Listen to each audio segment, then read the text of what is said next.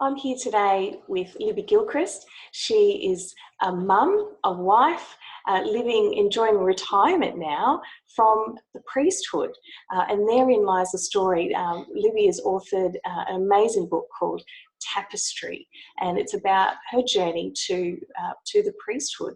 And so, you know, when we look back over the beginning of your story, where you were working as a teacher, you were a mum of young kids and happily married, and there was a dramatic experience that sort of kick-started this desire, this dream to enter ministry. Do you want to tell us a bit about that? Yes, well, I'd been having trouble with prayer. Basically, I didn't know much about it and I was getting absolutely nowhere. So I went to stay with a very good friend and his wife. He is an Anglican priest.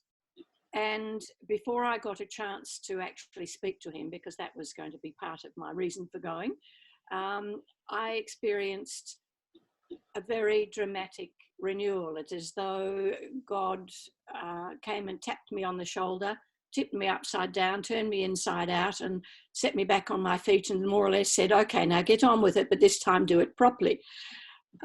So yes, I was able then to have a very different sort of talk with my friend than I had anticipated, but it was a very good one. And I think I needed that tap on the shoulder prior to talking to him.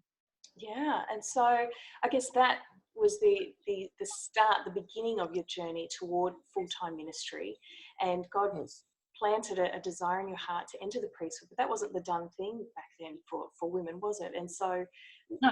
What made you feel, you know, I think I really need to become a priest and pursue that impossible dream? Well, it was really more that I was sitting on the beach and I suddenly realised that I was thinking in terms of the priesthood, and I sort of told myself, don't be ridiculous, this is just not on, it's not possible anyway. You're a mum, you've got little kids and you've just gone back to teaching. However, despite the fact that I thought, no, look, I'll put it on the back burner for a year, but after about 9 months I thought, no, this is actually serious. This is not going away. I need to address it. And so gradually I did. And it wouldn't go away.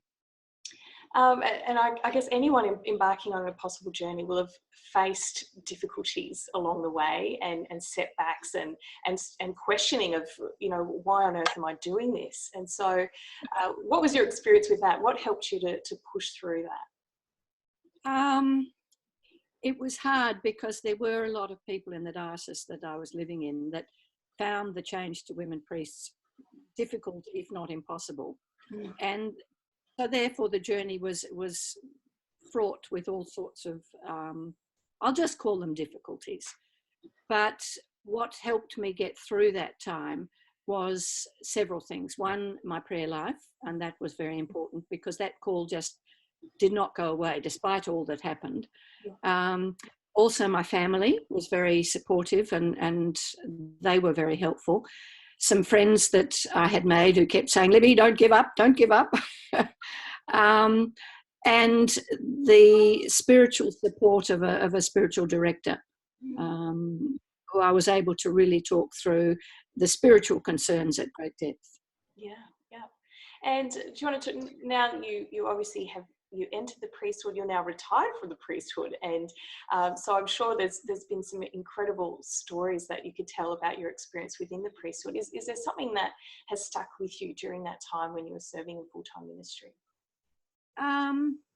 Look, I think one big thing, a lot of my work was in hospital chaplaincy, and I set up an ecumenical chaplaincy visiting group, a volunteer group, and these people came from all churches around Albury-Wodonga, which is where I lived, and they were people of great faith despite their different backgrounds.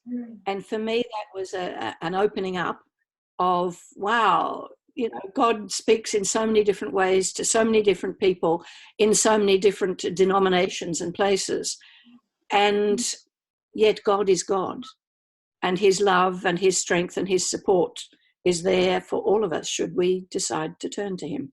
Yeah, absolutely. And so what would your advice be to someone that is has what's seemingly an impossible dream put on their heart? What would be your words of advice to them? Take it to prayer. That's a big one. But also don't give up.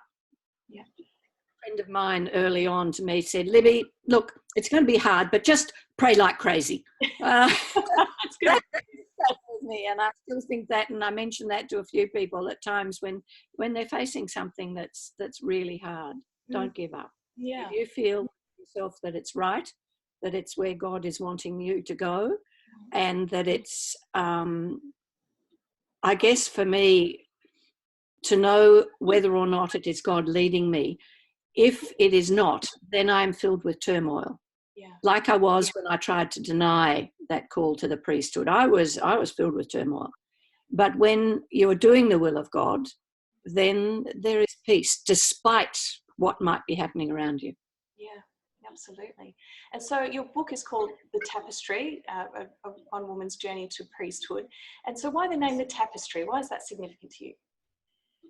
Well, when I was partway through my, actually towards the end of my theological training, I was asked to do a subject that could be set by myself with the help of the tutor. And so I decided to do this journey of grief, because I'd been doing a lot of work with people who were going through cancer. And I thought I'll do this very highfalutin type of thing. But it turned out that it was my journey of grief within the church that I was in, and that I made a tapestry, which actually you can probably see behind me, part of anyway, on the wall, where, because my tutor was actually an artist, and he said, you can do it any way you like. So I sew a lot, and I embroider and that sort of thing.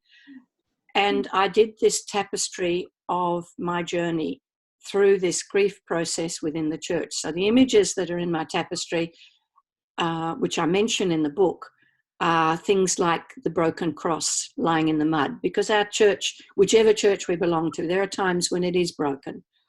And there is the light of Christ coming through the dark clouds that sometimes we don't see, but other times are just there to help us. So lots of things, yes. Yeah, wonderful. Well, thank you so much for your wisdom and for sharing your story with us. And I can highly recommend the book, The Tapestry, for anyone that's pursuing a seemingly impossible dream or just would like some encouragement. So thanks for your time, Libby. That is my pleasure. Thank you, Annette.